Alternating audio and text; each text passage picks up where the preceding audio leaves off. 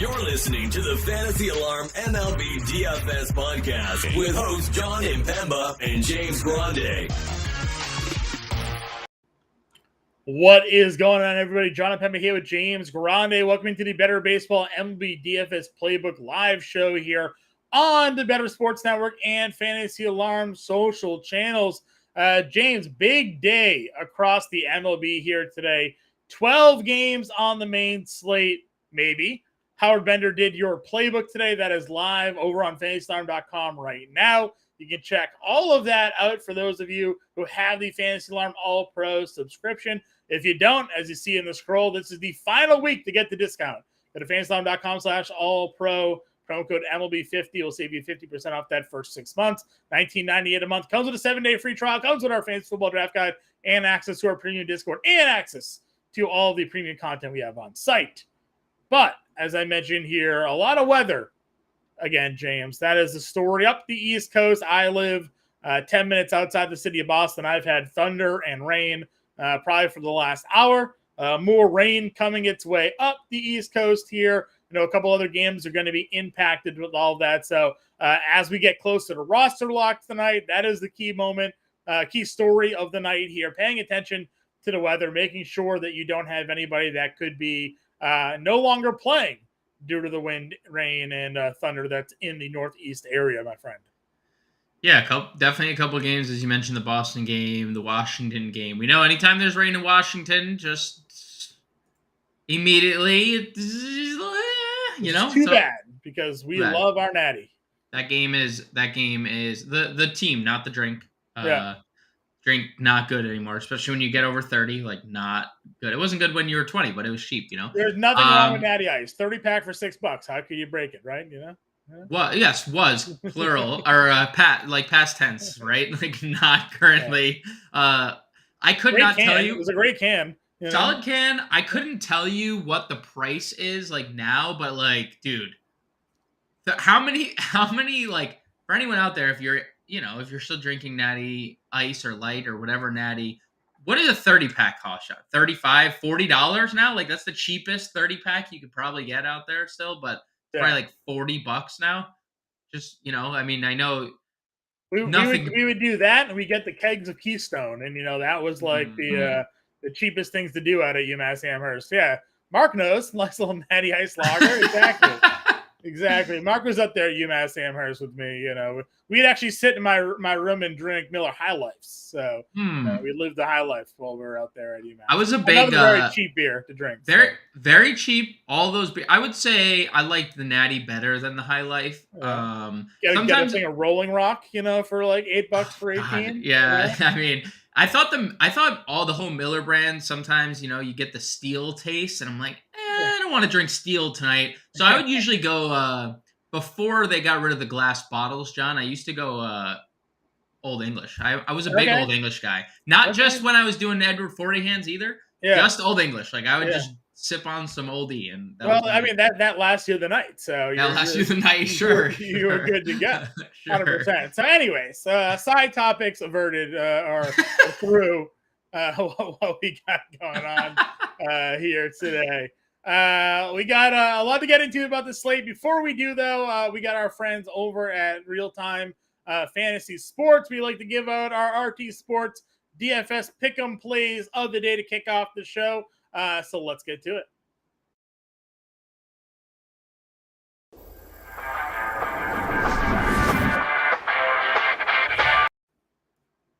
James, we got our Real Time Fantasy Sports Pick'em plays here up on the screen. 2 for 3 last night. We got sold hard by our guy Corbin Carroll, man. We had the more than half a run scored by C.J. Abrams, cash. More than 7 strikeouts by Luis Castillo, cash. And then the broken line of the night, so we fought Corbin Carroll at 5.5 fantasy score. First inning, you and I are talking here, in-play runs on Corbin Carroll were like, easy money, let's go. That has to at least be a hit in our RBI to cash it. It wasn't. It was a sac fly, and it was all he did all evening against Adam Wainwright and the St. Louis Cardinals there. So let's see if we can bounce back. Let's see if we can get our friends here a winning ticket here tonight. If you go to rtsports.com/alarm, promo code alarm23, new users will get a 100% deposit match up to $200. Take advantage of their RT Sports DFS Pick'em contest and best ball contest. If you're into best ball fantasy football, you can use that money in their best ball fantasy football championship and season-long contest. So check everything out there over at Real Time Fantasy Sports. Again, rtsports.com/alarm, promo code alarm23 when you sign up. James, let's get into it. Let's build our top plays for the day. Where are you leading us off, sir? So I'm going to head over to the West Coast, John, and Okay. I'm going to target a guy who double-donged yesterday and someone that I was a high on the podcast yesterday, and now he gets his better split here. I'm going to go with Ha-Seong Kim over half a run, leading off for the San Diego Padres here. Look, he's going to lead off. He has really good numbers against left-handed pitching. We know the struggles of Rich Hill against right-handed pitching, or right-handed bats this year. 204 ISO allowed, 346 WOBA. Ha-Seong Kim, 248 ISO, third on the team, 397 WOBA, second on the team, ahead of Soto, ahead of Machado, ahead of Bogarts, ahead of Sanchez, only trailing Fernando Tatis against left-handed bats. So going at Ha-Seong Kim in the leadoff hole, hitting 368 over his last 10 games. He has 2 multi-run scoring games over his last 3 contests. I'm going to go over half a run for Ha-Seong Kim tonight. I like that one. I'm going to stay in a matchup that we used last night. We're going to go with Ketel Marte more than half a run scored, James. Going up against Steven Matz here. We've talked about it all season long. Against left-handed pitching this year, Ketel Marte has absolutely raked. He's hitting 311 on the season against lefties.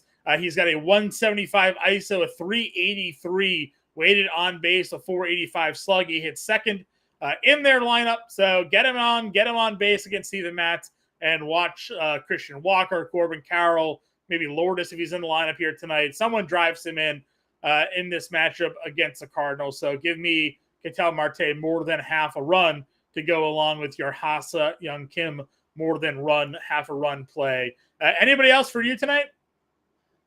I got one more play. If you got run it. We're going with Austin Slater more than half a run. It's leading off against Ken Waldichuk of the Oakland A's here. That guy is getting hammered by both lefties and righties. But Austin Slater against lefties has been absolutely mashing, leading off tonight. Again, get him on base. Watch Wilmer Flores drive him in, hopefully, and we'll cash this one with ease. Again, Waldichuk has been terrible. So more than happy to stack against him tonight with the Giants. More than happy to build a pick and play around him tonight. So that right there, Ketel Marte more than half a run. Ha-Seong Kim more than half a run. Austin Slater more than half a run, giving us an opportunity to 6x our payouts tonight over at Real Time Fantasy Sports. Again, if you're not new users, we'll go over there and sign up. You go to rtsports.com/alarm, promo code alarm23 at sign up. We'll get you a 100% deposit match up to $200. So there you have it, tonight's RT Sports Pick'em plays of the day there, James. But let's now turn our attention to the DFS slate. DraftKings main slate here for tonight. Those of you who are just tuning in, if you have any questions, get in the comment section, please. Feel free to ask your questions here tonight. James and I will be more than happy to help you out with some lineups. If you've got a FanDuel question, don't be shy. We'll be happy to answer your FanDuel questions there as well. The single entry series started over at FanDuel, James. I don't know if you were aware of that tonight, but we like playing in the single entry contest over on FanDuel, so can go check that out as well. Let's start off. Starting pitching. Got a couple of guys here. We talked about it on the show this morning that are in some pretty good spots. Howard Bender did the playbook today. We got Lopez at 10-4, Snell at 10K, Urias up at 96, Abbott at 95, Morton at 93, and Corbin Burns at 92, Verlander 91, and Merrill Kelly at 9K. It's a big slate, so we have like 7 guys over $9,000. The simple question is, who don't you want to play tonight? Julio Urias, I think, is the first guy that I'm crossing off my list. I understand Toronto has been, you can attack them with left-handed pitching despite a righty dominant lineup. They're still not a good team against left-handed pitching overall. So I understand that. Currently 17th in OPS as a team. They don't really strike out a lot, 19%. So no thanks for Urias in current form. He gave up 8 earned runs his last time out to Baltimore. He had that 2-stretch start where he looked good against Pittsburgh and the Mets, but so is everybody except you, Darvish, against Pittsburgh and the Mets. So I would say Urias, Charlie Morton, especially based on the weather now. Like there's weather and Boston's lineup is really good. And then Merrill Kelly returning, I know he threw 75 pitches in the complex most recently before his return. I know it's just a calf injury, but he hasn't pitched in a full month. So what is his pitch limit here? And at $9,000, there's just better options, like every other name outside of Urias and Morton at 9K or above. Yeah, it's kind of where I'm at as well here. I kind of, I like Verlander, but now we have to worry about the rain that's going to be running through there. Again, waiting for the most updated weather report. This was a game that had an opportunity to maybe have a late start, or something that they could play through some of the lighter weather. If there is no issues, Verlander was one of my favorite matchups on this board. Again, the Yankees, just an offense that's struggling. They had one of the lowest team WOBAs against right-handed pitching in baseball, especially with Aaron Judge out of their lineup, and Verlander's been pitching pretty well here. So I liked him at 91. You talk Corbin Burns and that strikeout potential, just faced this Cincinnati team a couple starts ago, and had 13 strikeouts over 6 shutout innings against them. Faced them the start before that, 6 innings, 2 earned runs there. So really holding them down. And so you're getting elite pitching at low 9Ks. It doesn't really make sense to spend up 10-4 for Lopez or 10K for Snell, even if they're in good spots, because there are guys in this range that can give you the same production for $1,000 cheaper. I'm a little on the fence about the way you just worded that. Sure. I don't disagree with getting to those guys, but or just not getting to those guys, I should say, but not because I don't we kind of saw it last night, and I know last night was last night and tonight's a new night, but we kind of said that about Luis Castillo to Darvish, right? You can just save $1,200 for similar production going from Castillo to Darvish. And that obviously bit us in the ass. And now Darvish has not been good, and we should have. I was going to say, there was definitely a little bit more inconsistency with Darvish. We were taking more so the matchup than the pitcher in that spot. Yes. But Snell has been basically the best version of himself for 2 months, except for his last start against Toronto with 7 walks, but he still managed to just allow 1 earned. That was the only start since May 25th where he didn't get 20 fantasy points. So talk about pretty much a rock solid floor. Plus, this could be most likely his last start in a Padres jersey. Sure.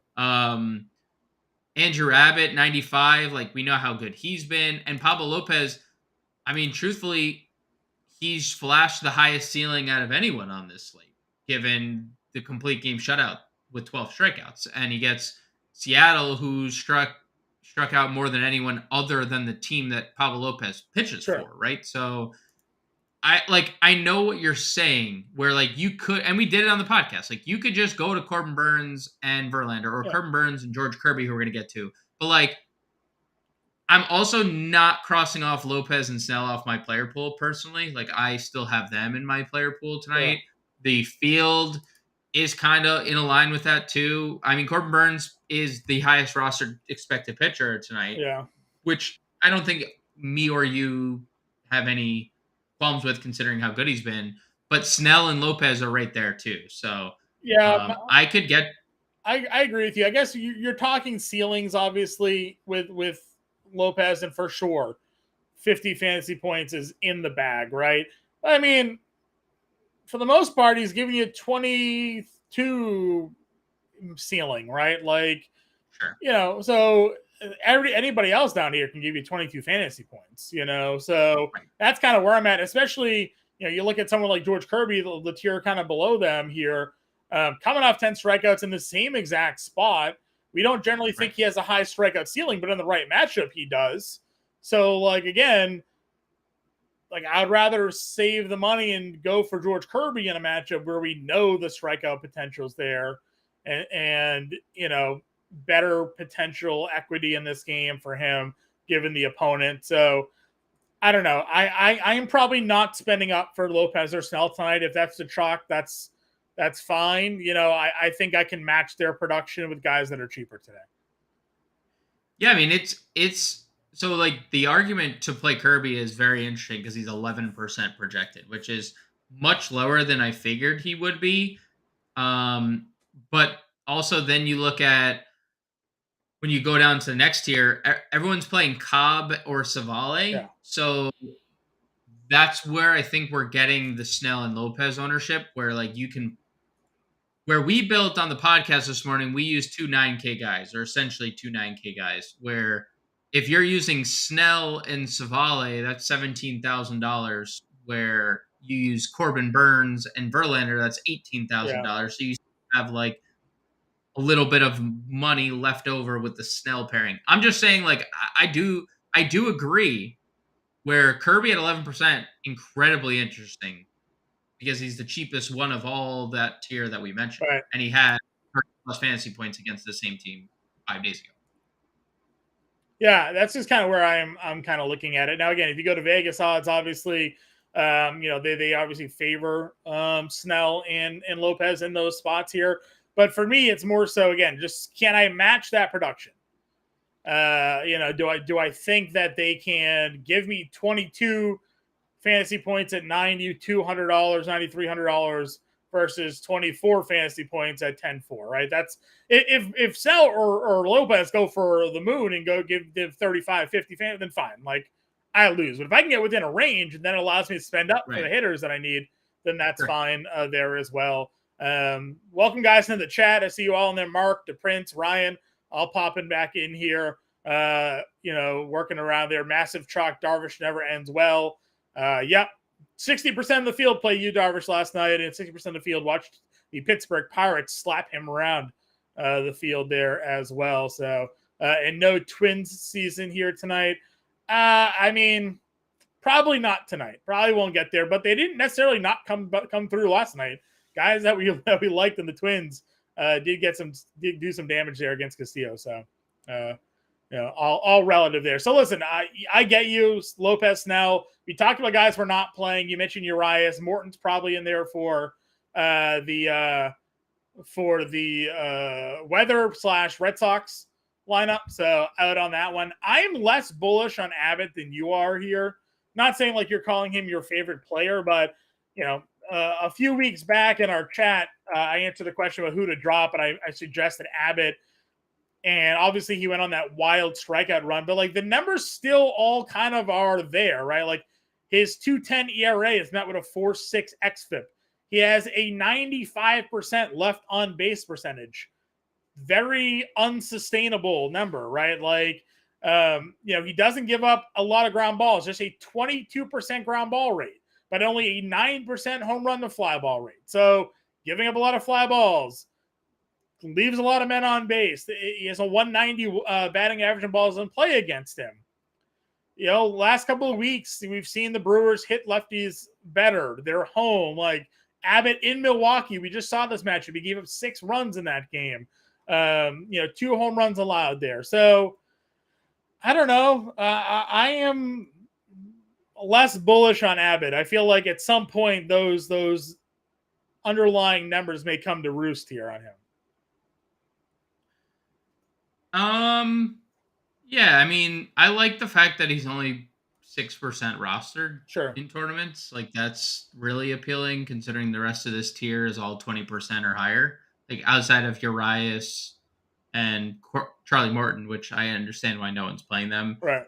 I mean, Milwaukee, we know, strikes out a lot against lefties. I'm trying to pull up their last since the start of July against lefties, see what their strikeout rate is. But again, I'm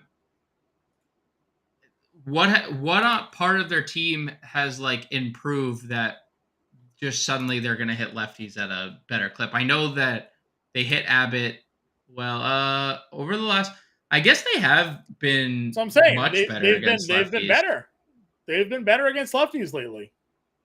5th highest OPS in the month of July against left-handed. That's what I'm trying to tell you, man. They're still striking out a lot, 100%. But not 21% in July. It's not even. That's 16th in baseball. Yeah, they're 26th, I think, overall in the year against lefties. But 26 overall, yeah. But yeah, that's where my hesitation are. Now, you said nobody's really playing him anyways, 11%. Over the last 6%. Over the last 2 weeks, they rank 29th in strikeout rates, 15% against lefties. Just they've turned a corner and they're home. So I am out on Abbott here this evening. So, but you mentioned going down into the mid tier, Savali or Cobb as your two options down in this middle range here. Over on DraftKings Sportsbook, under 2.5 earned runs for Savali is -150. So again, you're looking at a guy that DraftKings thinks is going to give up less than 2.5 earned runs. His outs prop is set at 17.5, -130 in the over. So you're looking at 6 innings, 2 earned, handful of strikeouts here up against the Royals, and he's sitting at $7,200. So yeah, I remember we went into that start for Savale before the break, and we were like, if he just gives us the start against the Cubs again or with a win, it would be great. And then he went out if he just goes out and gives us the Oakland start, 6 2/3, and then he has a ceiling game against the Royals. 9 Ks, He's -180 over 4.5 strikeouts today. So why they even set 4.5 strikeouts, I don't know, but I think he goes 7 scoreless, 2 hits, 9 strikeouts? No. We do know the Royals stink against right-handed pitching. We do know that it's possible. So somewhere in the middle, I definitely think 20-plus fantasy points for Savali is on the table. I'm in. Would you rather Savali over Cobb tonight, given the matchups here, or are you in on Cobb more? Savali. Yeah. And I think Oakland's been a little better lately, and Cobb has been far more inconsistent than Savali has. Yeah, that's kind of where I'm at as well. And there's nobody down below we're looking at, right? No interested parties. I didn't think so. Let's get into the catcher spot. I keep refreshing to see if we get an updated weather report. When we do, I will let you know. As I say, I speak it to truth. Let's see here. Better improved forecast for the Mets Yankees, so that's good for Verlander. According again, our guy over at Roto Grinders, Kevin Roth, the fantasy DFS weatherman. Worst of the rain's cleared. They should play without issue. So, like that Mets Yankees game, going back to Verlander for me down there. And then it's Red Sox Boston. He says, how bad do they want to play? It's going to be raining for a couple hours after first pitch. If they waited out till 9 or 10 o'clock, they could start it. So, perfect weather tomorrow. Could decide to play a doubleheader. We'll see. Again, I live outside of Boston. It's thundering and raining here now. So. Also, John, speaking of Boston, no more Kike Hernandez. Thoughts on his Boston career? Was good in the playoffs 2 years ago. Was unplayable this year. He had I think they said he had a -1.5 WAR this year or something like that. So that's just gonna fit perfect with the Dodgers. Yeah, he's gonna play a lot over there. So weather's improving. Baltimore, Philly. That's not even on the slate, right? That's a 6 o'clock game. Not even on the. Colorado, Washington. Still potential. He thinks there could be a late start there. So it's Washington. Pay attention to roster lock. The Yankees game looks better. Boston, probably a fade for me. Seattle, Minnesota still looking good there. So that's our updated weather report. Let's move on over to the catcher spot here. I see your questions there. We'll get to everybody in a moment as we work our way through. As we do hit the hitters, though, let's answer Ryan's question here. Do you guys prefer 5-man stacks or mini stacks more? Can I middle you? I think 5-man is too much because you're basically playing an entire lineup. Now, certainly some nights that will pay off if they score 12 runs like we saw like the Rangers do last night. But more often than not, I am maybe 3-man stacking. In the right spot, I'll 4-man stack. In the right spot, I'll 2-man stack. But 5 is too much. So I don't ever 5-man. Mini stacks probably the more likely outcome for me. 3 stacks is probably the more common I do. How about you, James? I 5-man every so often. So Yeah, the right I do matchup, it. sure, but it's not like an everyday build. No, it's not. I mean, like on a 12-game slate, like you're really hindering yourself. I think on smaller slates, 5-mans play better. Like on yesterday's slate, if you 5-man, that could have worked, and Yeah, but not on a 12-game slate. You're like Coors is the best example. Like you can 6-man stack that game, yeah, like 7-man stack that game. Like so. I'm okay doing 5-mans. It's not an everyday thing. yeah. I'm with you there. Catcher spot here again. So obviously mindful of the weather. Talk to me about some of your favorite plays here because again, I've kind of keyed in on a few. When it's 7 lefties against Twins versus Lance Lynn. Exactly, Mark. That's when you 5-man stack. Whenever Lance Lynn's facing lefties on the Twins, we go Yabo there. William Contreras against Abbott is my top catcher here. So he hits lefties. I think Abbott is due to get hit. It's $4,600. I like Milwaukee tonight. Yeah, I have no issues going there as the top catcher as well. That would be really the only guy I would play over $4,500 as well. Yeah, I think we're probably both in alignment there because there's value guys we like. I like Alvarez against Herman. I know Herman's had a lot of strikeouts. The Mets don't strike out a lot. So if they're not striking out, Herman has a propensity of giving up hits and runs if he's not missing bats. So Alvarez is 38. Kybert, pray this game plays. I want to play the Nationals so bad again tonight here against Austin Gomber. $3,400 for Kybert Ruiz would be a core play for me if this game goes off.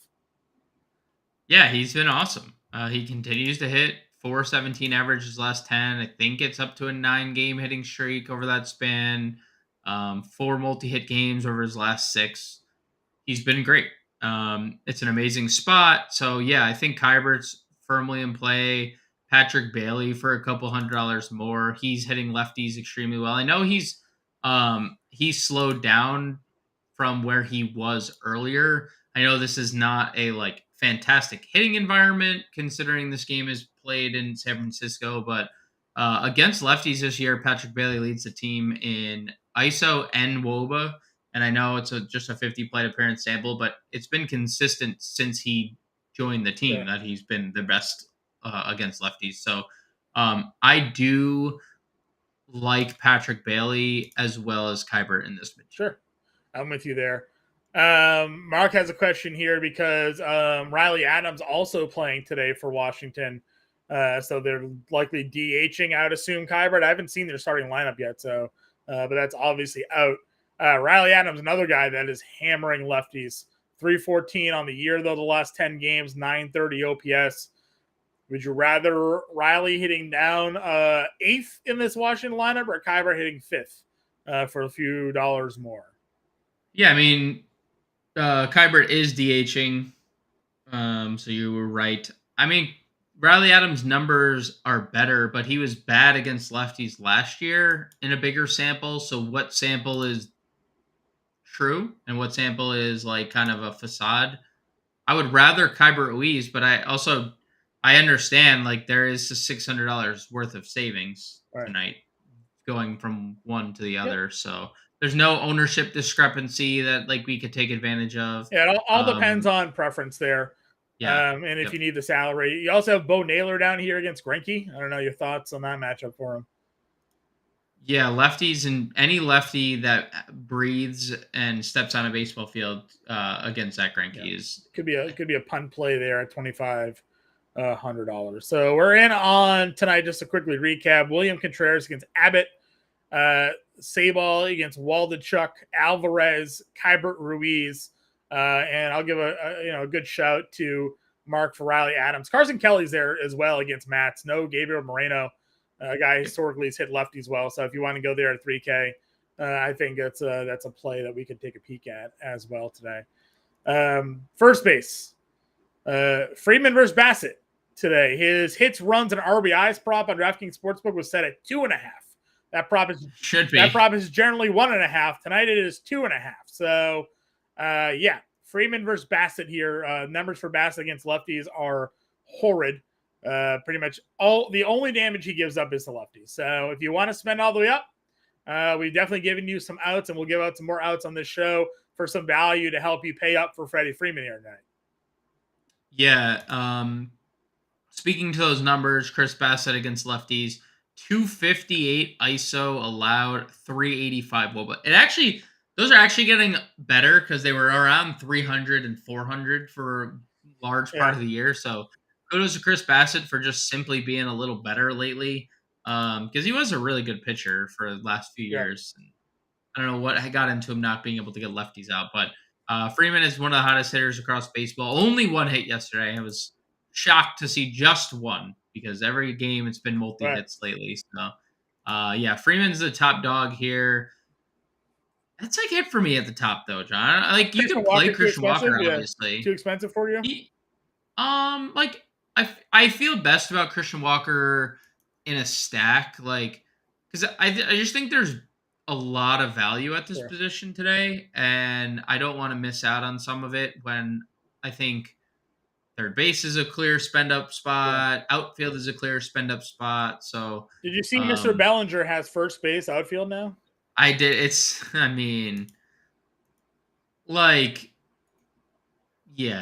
this is one of the hottest hitters in all of baseball, and Kopech sucks. So, yep.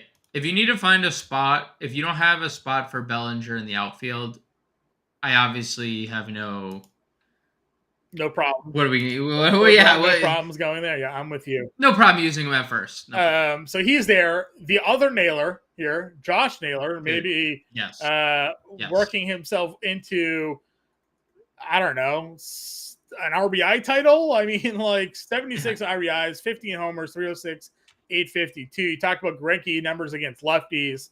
Naylor's been ridiculous lately as well with the power. So at 4K, you're getting Josh Naylor here. Yeah, he is 5th in baseball in RBIs. Let's see. Is this American League? No, yeah. He's 5th in baseball. Matt Olson, Adolis Garcia are up 4 on him. Nolan Arenado and Ohtani are on 1. So he is 4 down, and he's played 10 games fewer than everyone else above him, just for the record. Did spend, I think, time on the IL this year. So, I think he's my favorite first baseman of the day, just given the numbers that Greinke has this year. Against lefties, he has a 13% strikeout rate. He has a 226 ISO, a 398 WOBA, a 47.2% hard hit percentage. And Josh Naylor on the flip side, 210 ISO against righties, 379 WOBA against righties. So I love Josh Naylor here. I think he's still too cheap. If he's going to continue to drive in runs at this high clip, incredibly safe floor. And we've seen, if you just look through his box scores, he has massive games on his ledger. He has a lot of multi-driven in run games here.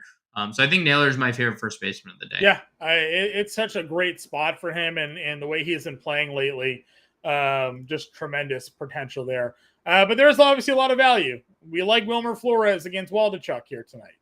Again, one of the hottest hitters in baseball. I like Meneses against Gomber in the middle of that lineup. Another really great spot.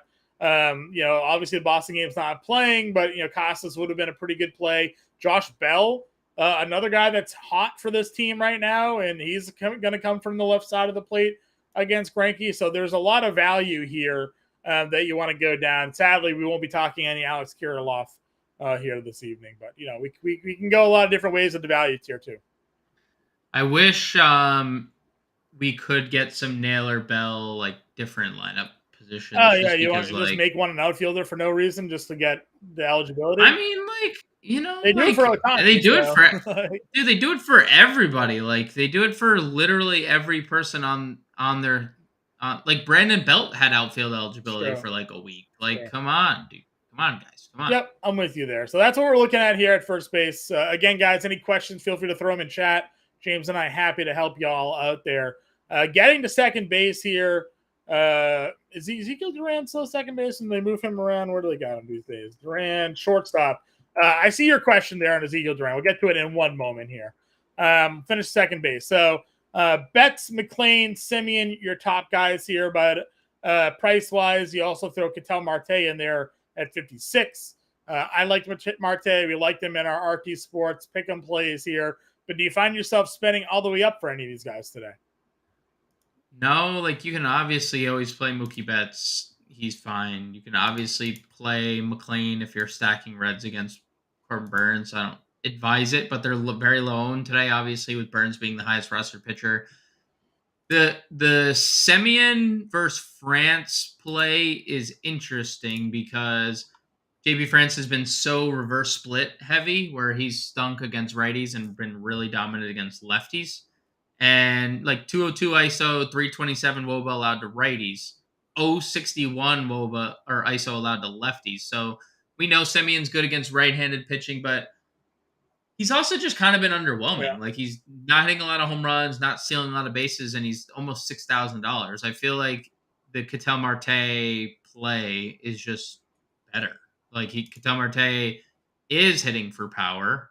He's cheaper, and he's been really good against left-handed pitching for his entire career. So, yeah, I'd rather play Ketel Marte than anyone else. You could play Semien if you wanted to. Ozzy Albies is getting a lot of love in terms of ownership. Yeah. I'm interested to see how that pans out. Next weather-wise, update we get. Yeah. Yeah, because the weather. So, I don't think ownership really bakes in weather all that well, which, because as long as the game is currently being played, like they're going to give you ownership for that game. So like that is a little misleading, but you're obviously in on Kim here at 40. Yeah, I mean, he's my top second baseman. 2 homers last night, led off the game with a homer. You mentioned his numbers against lefties here are pretty legit on the season. So he's 44. Houston has Texas here. Texas is going with an opener, and then they'll have Bradford come in, the lefty. So you can still go Dubon if you want to. Not really scared of Geloff against Cobb. Again, don't really care much about Cobb there. What other value you guys are you sort of keying in on here tonight? I mean, you can go to Brendan Donovan, 3 hits and 2 runs scored again yesterday. Just another good game. Andres Jimenez. When is he going to turn around? I don't know if this is the year he's gonna, but 3,600 against Greinke, it's a good spot. Yeah. Monasterio is hitting 4th if you don't believe in Andrew Abbott. Yeah, interesting to have him hitting cleanup, right? Like, yeah, 2,400. I mean, he's been good, and he's obviously a large part on why they've been better as a whole. It's a really small sample, so take this for what it's worth. It's a 34 plate appearance sample, John. 443 WOBA for Andrew Monasterio, who spells his name like Andrew Jones. And anyone that spells a name like Andrew Jones is probably going to be good at baseball. Sure. So, yeah, I mean, Monasterio is like interesting at $2,400. Okay.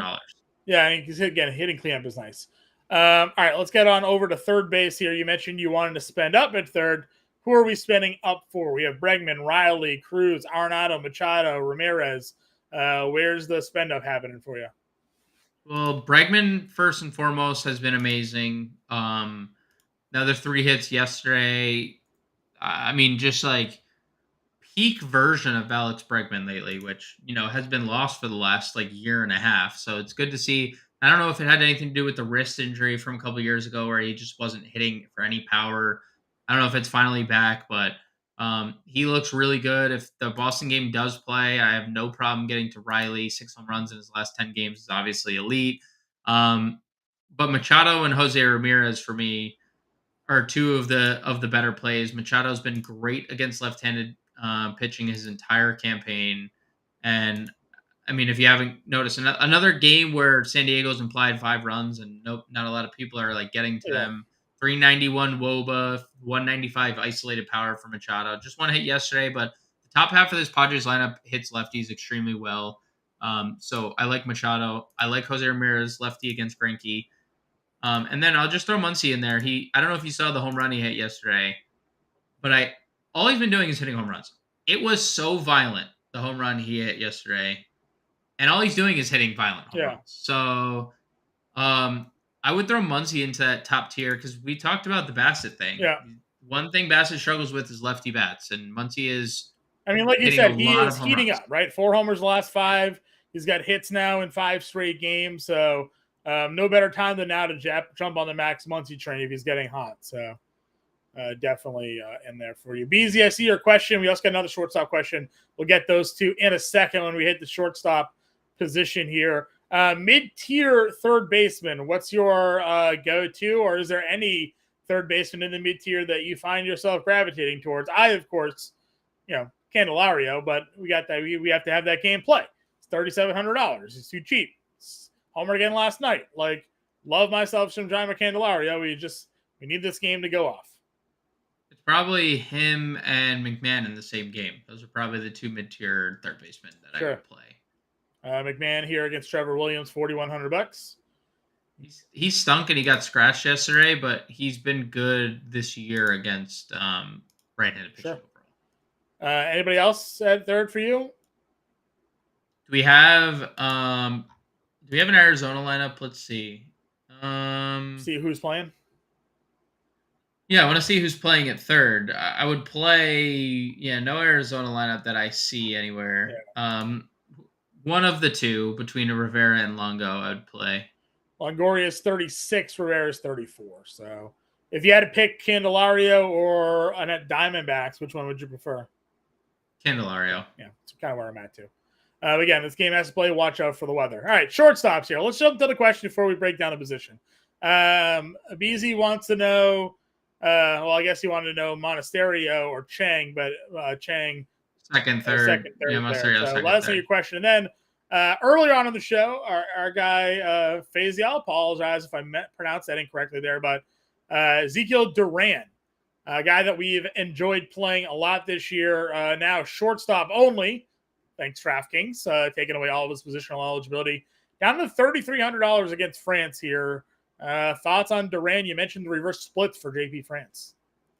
Yeah, I think it's a good spot. Reverse splits for JP France, and Duran's been good against righties. 170 ISO, 330 WOBA.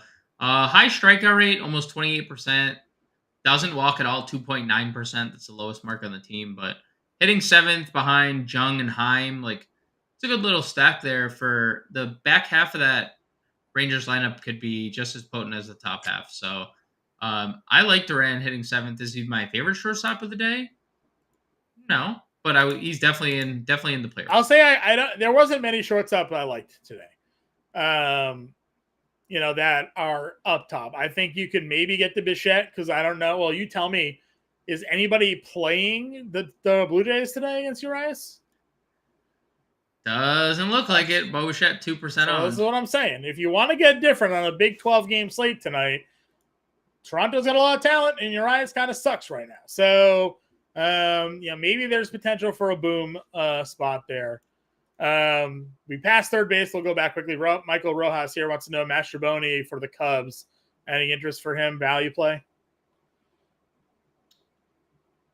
Don't need to go there. I mean, I know he's been kind of decent. Kopech's been bad against lefties. If you want to go there, 2K min price hitting 9th. Yeah, if you wanted to go there, he's had a couple good games lately. You can gives you a wraparound play, maybe with Bellinger, I guess. So,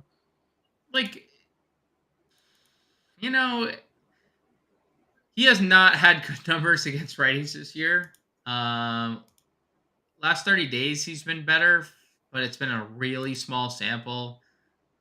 If it's necessary, I'm seeking out to play Mastroboni. You have 2K left at third, sure. Yeah, I agree with you.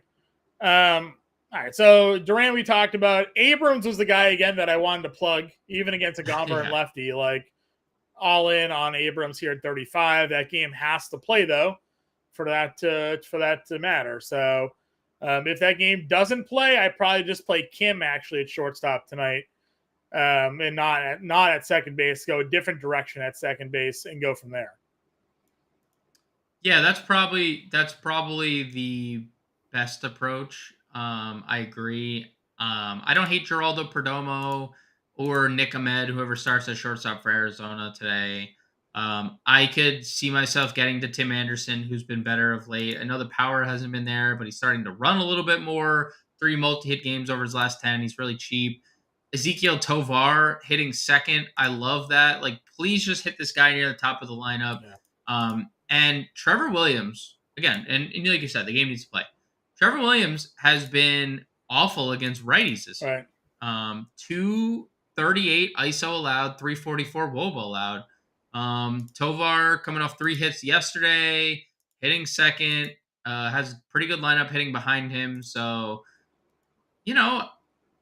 kind of like him for cheap, but I largely agree. Like, it's probably, I'm probably playing Kim as my plug and play shortstop because second base did have more than usual. I would agree.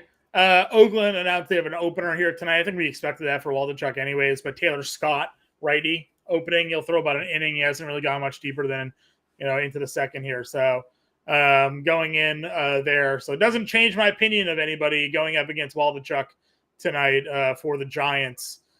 Just a mention that they'll have a righty out there early on. Thanks for the kind words, Tyler. You're great too. Thank you for checking in. Thank you for always paying attention and tuning into what we got going on here. Again, don't be afraid. Ask your questions. We're more than happy to help you guys out. So words are hard sometimes, Sean. All good. You're reading and talking at the same times. It's crazy what happens to your brain. All right, let's move on over to outfield position. A lot of guys up over 6K. Cunha, Betts, Tatis, Tucker, Robert Carroll. We keyed in on Tucker last night. Nothing really changing for me. I think Tatis, Tucker are my top 2 here. Yeah, Tatis and Tucker, probably the top 2 for me as well. I have come around on Luis Robert a little bit here today, John.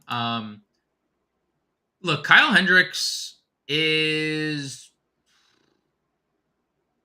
still a guy that's like a little scary to like when you watch him pitch. Like, he throws 85 miles an hour. And he's kind of given up a little power to right-handed bats specifically this year. And 175 ISO lately, over his last 30 days, 156 ISO allowed to righties on the year. And Luis Robert has 22 bombs against righties this year, 285 ISO against righties this year. I don't know, like, could you, like, 40% fly ball rate for Kyle Hendricks. The White Sox have a 5 implied run total. I could see Robert leaving the yard here. Like, Tatis and Tucker are number 1 and number 2 for me, but I think Robert is like very close behind when we're just talking spend ups in the outfield. Yeah, that's fine. I think he's. I mean, the power just in general, he deserves to be in most things. Our guy Bowers in the chat. Thanks for tuning in here. Flores lock, Kim lock, single game FanDuel as always. Yeah, man. The single entry series is back on FanDuel. I'll be over there in those streets here this evening, entering some of those single entry contests that they got going on there. Like that Flores Kim duel. Let's see if we can find some more outfielders for you to build your lineups around. Talk to me about this next tier of guys. We talked about the 6K range. Getting down into the 5Ks. Anybody for you that stands out? Or are we looking more, again, down into that 4K and below range? Like, George Springer is fine. If you want to play Blue Jays, he'll be low-owned. I got to ask, though, John. I just got to ask. I know we're not used to seeing Chas McCormick at $4,900. Yeah. Is it? Like, I mean, it just feels kind of worth it at this point. Like, 6 RBIs yesterday, goes deep again, 5 home runs, 14. Would you pay $4,900 for Chas McCormick? I know that's the problem with the McCormick prices. You used to be able to play Chas McCormick and Kyle 31. One was 3K and one was 6K. I know. And now you're really pressing yourself out of a full Houston stack here. But yeah, if you want to, listen, Bradford's coming in this game. So a lefty is going to be on the mound for Texas at some point here. So I don't hate it. I don't think it's impossible. We've talked about a lot of value on this slate. So if you want to double spend, we're going to get to a whole lot of value outfield. There's a whole lot of value outfield that we like tonight. So, you got to keep that in mind. Below McCormick is Thomas. Glad he's in the game. Got hit by a pitch last night. Needed to get pinch ran for. Back in the lineup tonight, but we need to see if Washington plays or not in that game because of the weather. We've talked about Bellinger. Obviously, we really like him in his matchup against Kopech there as well. Moving on down the list. If you liked Robert, do you like Jimenez at 4K, or is it just Robert play his own? Yeah, I'm okay playing a 2-man. I'm also okay throwing Tim Anderson in there. We got a Diamondbacks lineup here. It is interesting. It is interesting. No Corbin Carroll tonight. Corbin Okay. Carroll out of the lineup. Ketel Marte is leading off. Jake McCarthy's hitting second. Lourdes is hitting third. Walker fourth. Longo, Rivera, Ahmed, Kelly, and Alec Thomas there. So we got Longo and Rivera. Got them both. And we got them both. McCarthy hitting second. Marte leading off. No Corbin Carroll here this evening against Steven Matz. So all right. McCarthy's actually been good against lefties this year. I don't hate it. I like Marte leading off, I think. So yes. Would have probably liked a half a run knowing that Corbin Carroll was hitting behind him. I agree. You can't, sometimes you can't hit every prop. So we'll see. We'll see if he can just do the damage by himself. Certainly can. Steven Matz is terrible. So, So anyways, groupings there. Jimenez, as you mentioned, good in. Yeah. Yeah, I'm in. Okay. You called Nolan Jones last night. You said he hits lefties well. He homers. Now he's got Trevor Williams here. We got to be in on Nolan Jones at 39 if that game's in, right? Also hits righties well. So yeah. Yep. And Quan's not going to do anything but double, but maybe score some runs. Let's see. Other values as we move our way down the board here. Willie Benson against Corbin. Probably a little tougher matchup for him. Slater, your boy Slater, 35. Yeah, I passed him, right, because he wasn't in the lineup yet. Slater, if he leads off for sure, $3,500.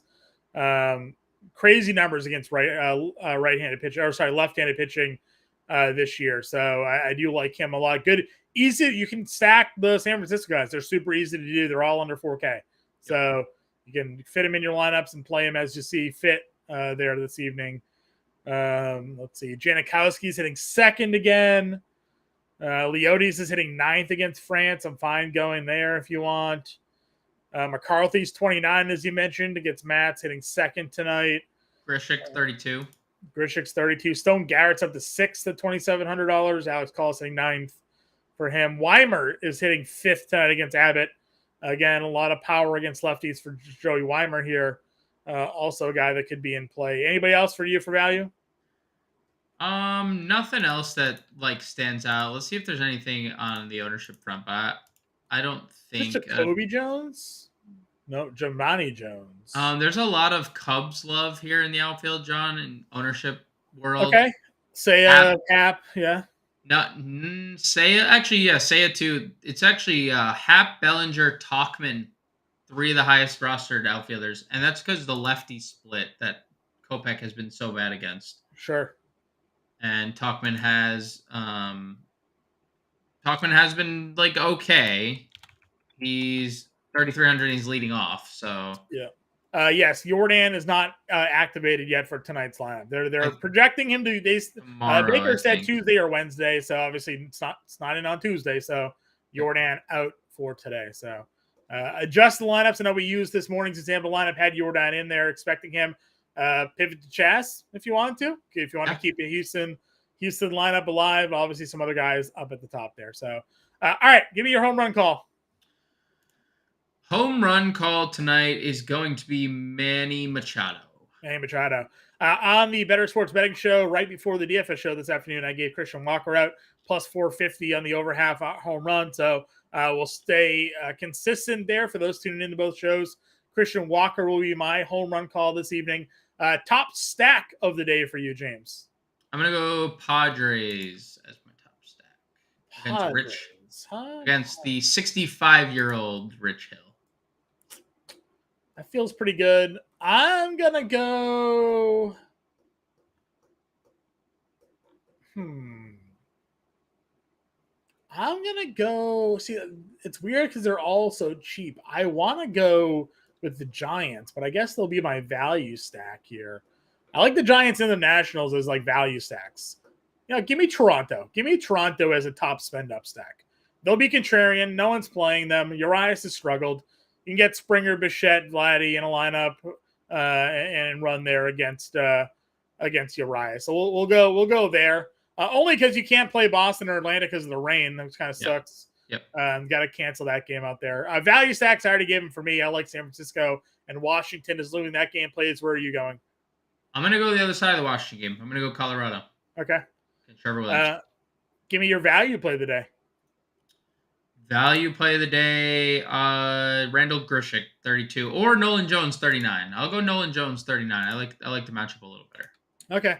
I'm going Candelario at 37, assuming game's got to play. If not, Wilmer Flores at first base for me is my value play in that spot. So, all right, let's give our lineups at a couple minutes left. Let's build a lineup. Those of you who are tuning in now, if you got any lineup questions, get it in now. James and I will answer it for you before we exit the show.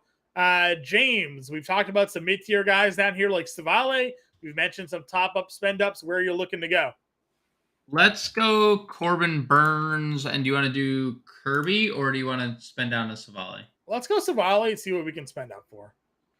Okay. Catcher spot. Kybert, okay. Again, assuming weather. Guys, this lineup being built here is assuming this game plays. Pay attention to roster lock. We may have to pivot if you decide to plug it in here. First base for you, Naylor? Yeah, Naylor or Wilmer, but I think Naylor's better. Okay. Second base here. Marte. I went to we wanted Kim at short. So I played Kim at short. Marte? Yep. Okay. Third base. I still like kind of Candelario. Yeah, play Candelario. Okay. Outfield, 4,100. Let's get our value outfielder in here. You like Nolan Jones or Grichuk? Which one did you care for? Nolan Jones. Grichuk will provide us more salary if you want. Sure. We had Grichuk there. What was our other value play? Let's go Stone at 27, and that'll give us a 59er. We're just away from our top guy. Let's see, how can we get Tucker? Kirby. Riley Adams. There it is. Burns, Savali, Adams, Naylor, Marte, Candelario, Kim, Jones, Garrett, and Tucker for everybody there. Mark, do we like Gary Sanchez? Quickly. Yes. In on Gary Sanchez. Get us in the Discord. If you're not yet a member of the Fantasy Alarm family, check it out at there. FantasyAlarm.com/all-pro. Promo code MLB50 saves you 50% off the first 6 months. Gets you in the Discord. Gets you the 7-day free trial, Fantasy Football Draft Guide, and all of it involved there. Get us on Twitter as well. Ask us questions at JMPemba777, at @the_real_Grande.